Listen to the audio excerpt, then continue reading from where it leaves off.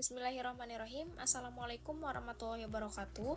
Sebelumnya kami ucapkan terima kasih kepada Ibu RD Billy Parancika MPD selaku dosen pengampu mata kuliah Bahasa Indonesia dan kepada teman-teman semua yang kami banggakan. Kami dari kelompok 7 kelas 12 6 C15 akan mempresentasikan tugas proyek kami yaitu tentang jenis tulisan.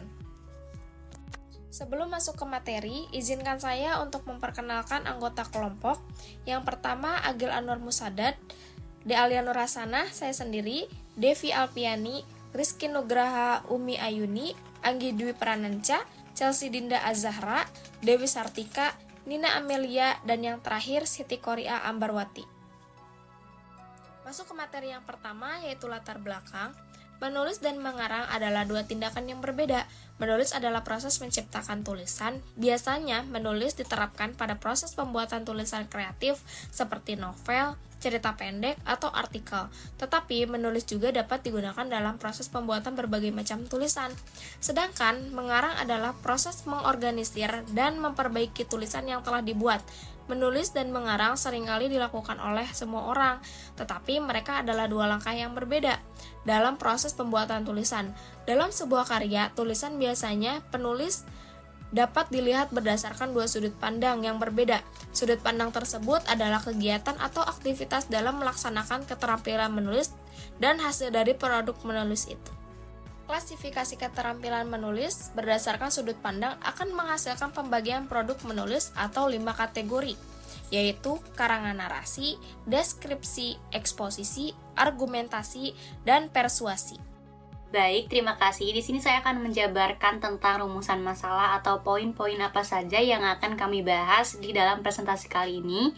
Jadi yang pertama ada apa itu pengertian dari menulis. Kemudian untuk poin yang kedua ada apa saja jenis-jenis dari tulisan. Kemudian untuk poin yang ketiga ada apa yang dimaksud dengan narasi dan jenis-jenis dari narasi. Kemudian yang keempat adalah apa yang dimaksud dengan deskripsi. Kemudian poin yang kelima adalah apa yang dimaksud dengan eksposisi. Kemudian poin yang keenam adalah apa yang dimaksud dengan argumentasi. Dan yang terakhir adalah apa yang dimaksud dengan persuasi. Selanjutnya, tentu presentasi kami kali ini memiliki tujuan dan manfaat yang tentunya berguna bagi teman-teman mahasiswa sekalian. Jadi, di sini saya akan menjabarkan tentang tujuan dan manfaat dari presentasi kami kali ini.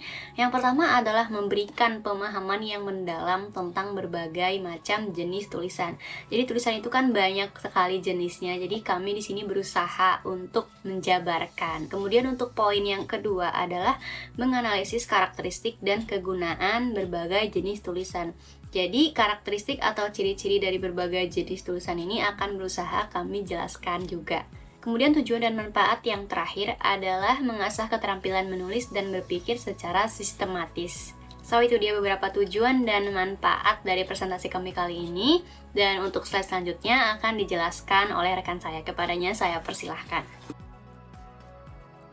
Pengertian menulis. Menulis merupakan kegiatan berbahasa yang bersifat aktif dan produktif, merupakan kegiatan yang menuntut adanya kegiatan encoding, yaitu kegiatan untuk menghasilkan atau menyampaikan bahasa kepada pihak lain melalui bahasa. Kegiatan berbahasa yang produktif adalah kegiatan yang menyampaikan gagasan, pikiran atau perasaan oleh pihak penutur. Dalam hal ini adalah penulis. Dalam kegiatan menulis, penulis harus memanfaatkan grafologi, struktur bahasa, dan kosakata melalui latihan dan praktik yang banyak dan teratur. Adapun jenis-jenis tulisan, contohnya yaitu 1.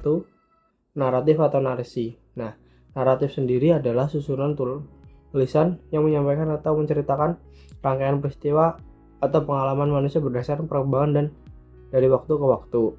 Sebagai suatu cerita, narasi bermaksud memberitahu apa yang diketahui dan dialami kepada pembaca agar dapat merasakan dan mengetahui peristiwa tersebut dan menimbulkan kesan di hatinya. Contoh narasi ada 3, yaitu pertama narasi informatif, yaitu narasi yang melalui sasaran penyampaian informasi secara tepat tentang suatu peristiwa dengan tujuan memperluas pengetahuan orang tentang kisah seseorang. Kedua, narasi artistik, yaitu narasi yang memiliki sifat fiksi atau non-fiksi yang bertujuan memberikan pengalaman estetis pada pembaca melalui penggunaan bahasa figuratif atau kiasan. Ketiga yaitu narasi sugestif, yaitu narasi yang dibuat untuk menyampaikan maksud tertentu. Bisa juga menyampaikan amanat tersembunyi pada pembaca atau pendengar. Baik, selanjutnya setelah mengetahui apa itu teks naratif, di sini saya akan menjelaskan tentang ciri-ciri teks naratif. Yang pertama, yaitu menyajikan serangkaian berita atau peristiwa. Yang kedua, disajikan dalam urutan waktu serta kejadian yang menunjukkan peristiwa awal sampai akhir. Yang ketiga, menampilkan pelaku peristiwa atau kejadian. Yang keempat, latar atau setting digambarkan secara hidup dan terperinci. Jenis-jenis tulisan deskriptif atau deskripsi. Setelah mengetahui apa itu teks naratif, di sini selanjutnya ada jenis tulisan teks deskripsi atau deskriptif. Nah, apa sih paragraf deskriptif itu? Adalah suatu bentuk karangan yang hidup dan berpengaruh. Menurut Sukoyo, dikutip oleh Syafi'i 1998, deskripsi disajikan sehidup-hidupnya sehingga pembaca seolah-olah memahami apa yang dialami oleh penulis. Deskripsi adalah tulisan yang bertujuan memberikan perincian detail tentang objek sehingga dapat memberikan pengaruh pada imajinasi pembaca dan pendengar. Bagaikan mereka ikut melihat, mendengar, merasakan, dan mengalami langsung objek tersebut. Di sini teks deskriptif atau deskripsi mempunyai dua jenis, ada deskripsi ekspositoris dan deskripsi artistik. Yang pertama saya akan menjelaskan tentang deskripsi ekspositoris. Paragraf deskriptif yang menjelaskan sesuatu dengan perincian yang jelas sebagaimana adanya, tanpa menekankan unsur impresi atau sugesti kepada pembaca. Nah, kalau deskripsi artistik, paragraf deskriptif yang mengarahkan kepada pemberian pengalaman pada pembaca bagaikan berkenalan langsung dengan objek yang menciptakan sugesti dan impresi melalui keterampilan penyampaian dan menggunakan gaya bahasa yang memikat dan menggugah pikiran. Nah, selanjutnya akan disampaikan oleh teman saya berikut ini. Silakan. Baik, selanjutnya adalah ciri-ciri paragraf deskripsi. Yang pertama adalah memperlihatkan detail atau perincian tentang objek. Kemudian yang kedua, penulisannya dapat menggunakan cara atau metode realistis alias objektif. Kemudian impresionistis alias subjektif atau sikap penulis. Dan yang terakhir adalah lebih bersifat memberi pengaruh sensitivitas dan membentuk imajinasi pembaca. Selanjutnya adalah jenis-jenis tulisan bagian ketiga, yaitu eksposisi. Kirab 1984 bagian 3 berpendapat bahwa eksposisi adalah salah satu bentuk tulisan yang berusaha untuk menerangkan dan menguraikan satu pokok pikiran yang dapat memperluas pandangan pengetahuan seseorang. Kemudian menurut Luciana 1984 bagian 29, paragraf eksposisi adalah paragraf yang membahas atau menerangkan sesuatu. Sementara menurut Harrigan 1987 pada bagian 62 juga berpendapat bahwa paragraf eksposisi adalah tulisan yang bernada penjelasan, disebut juga tulisan penyingkapan dan tujuannya mengklasifikasikan, pembatasan, penganalisisan, penjelasan, dan penilaian. Ciri-ciri paragraf eksposisi adalah 1. Bersifat non-fiksi atau ilmiah. 2. Berdasarkan fakta. 3. Berusaha menjelaskan tentang sesuatu. 4. Gaya tulisan bersifat informatif. 5. Fakta dipakai sebagai alat kontribusi. 6. Fakta dipakai sebagai alat kontrastasi. 7. Tidak bermaksud mempengaruhi. Langkah-langkah menyusun tulisan eksposisi. 1. Menentukan topik yang akan disajikan. 2. Menentukan tujuan eksposisi. 3. Membuat kerangka karangan disusun secara sistematik. 4. Mengembangkan eksposisi yaitu bersifat informatif, demokratis, objektif, dan logis. Baik. Argumentasi menurut Kamus Besar Bahasa Indonesia KBBI, argumentasi adalah alasan untuk memperkuat atau menolak suatu pendapat. Argumentasi bisa berupa pendirian atau gagasan.